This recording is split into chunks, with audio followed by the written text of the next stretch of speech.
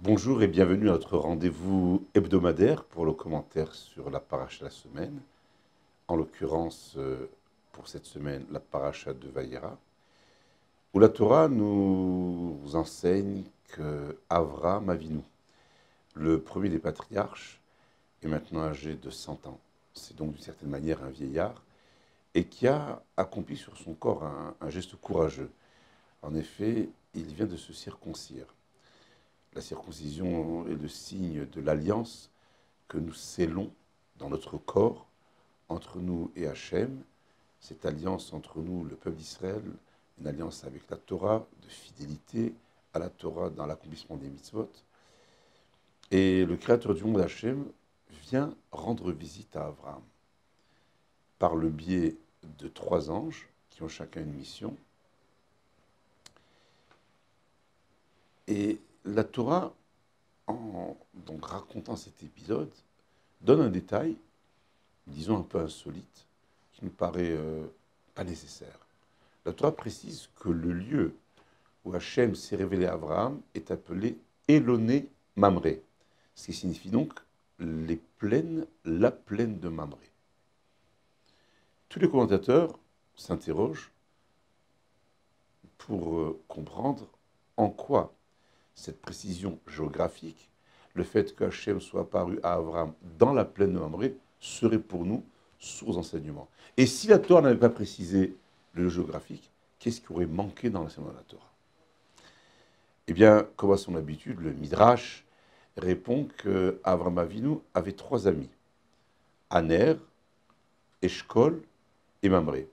Et lorsque Abraham va recevoir l'ordre, le commandement de se circoncire, chose étonnante d'ailleurs, Abraham est plongé dans l'interrogation. Il se demande, est-ce que finalement, il faut ou pas se circoncire? Et devant ce doute, il va s'adresser à ses 3 amis, Aner, Eshkol et Mamré. Des 3, celui qui va l'encourager à obéir à l'ordre divin, c'est Mamré. C'est pourquoi, disent nos maîtres, en quelque sorte, en récompense de ce bon conseil, il sera précisé pour l'éternité le lieu où Hachem se révèle pour rendre visite à Abraham. La question évidente qui s'impose à nous est d'essayer de comprendre comment un homme aussi grand, aussi fort, aussi authentique qu'Abraham, qui a traversé plus d'une épreuve. En réalité, nos maîtres disent qu'Avraham Avinu a été éprouvé par 10 épreuves. La première, c'était l'Erlecha, l'ordre de quitter son pays natal.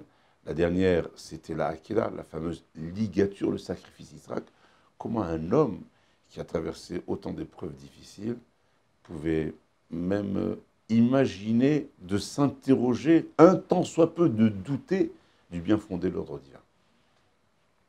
C'est un maître contemporain, le Rav Miller, qui propose une réponse extrêmement intéressante que je voudrais partager avec vous. Bien évidemment, Avraham Avinu n'a jamais douté du devoir d'obéissance à un ordre divin. Par contre, son interrogation était la suivante. On sait qu'Avraham Avinu s'était fixé pour objectif majeur dans sa vie de proclamer l'unicité de Dieu dans le monde.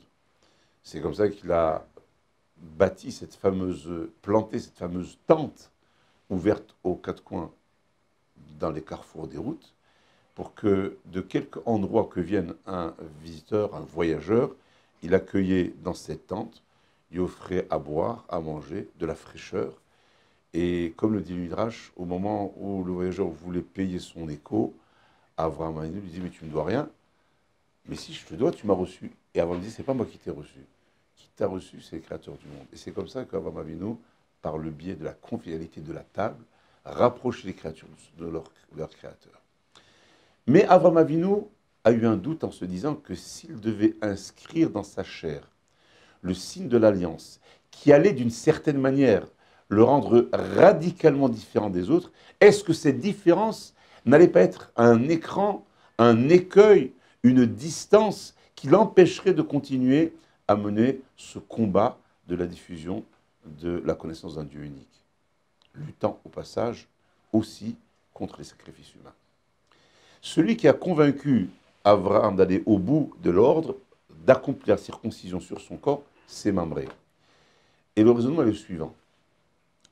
Si Abraham Avinu ne se circoncit pas, il va être un parmi les millions d'autres des citoyens de ce monde. Et en tant que tel, qu'est-ce que Abraham Avinu pourrait apporter d'original dans son message que les autres n'ont pas? Mais au contraire, en inscrivant le signe de l'alliance dans son corps, Abraham Avinu va maintenant apparaître avec sa spécificité, son originalité dans son message en tant qu'hébreu.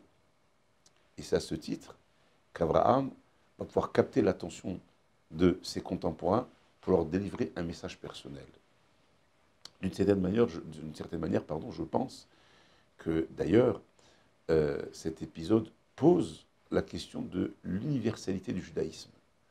Est-ce que le judaïsme est universel ou bien il est juste le lot d'un peuple recroquevillé, crispé sur lui-même, enfermé dans une sorte de communautarisme?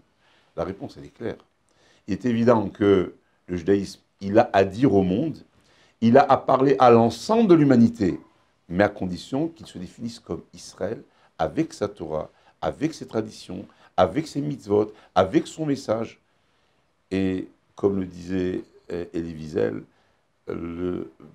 la vocation d'Israël n'est pas de judaïser le monde, mais elle est d'humaniser le monde. Et en ce sens-là, en étant d'abord Israël et fermement et profondément, authentiquement Israël, avec ce signe de l'alliance dans son corps, Abraham va non pas judaïser, mais il va humaniser. Je disais tout à l'heure qu'Abraham a lutté contre les sacrifices humains, ce qui nous paraît une horreur, et pourtant si présent dans les cultures du monde de l'Antiquité. Voilà pourquoi Mamré aura le mérite que le lieu où Hachem va se dévoiler pour l'éternité sera appelé Éloné Mamré, les plaines de Mamré, pour avoir eu ce bon sens, cette intelligence de convaincre Abraham d'être pleinement, entièrement, essentiellement Abraham pour pouvoir humaniser le monde.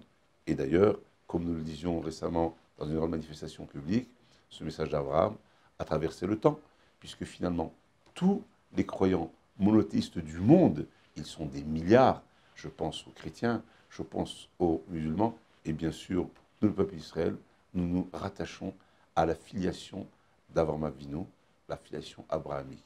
Combien Mamré a eu raison de donner ce bon conseil à Abraham. Shabbat Shalom.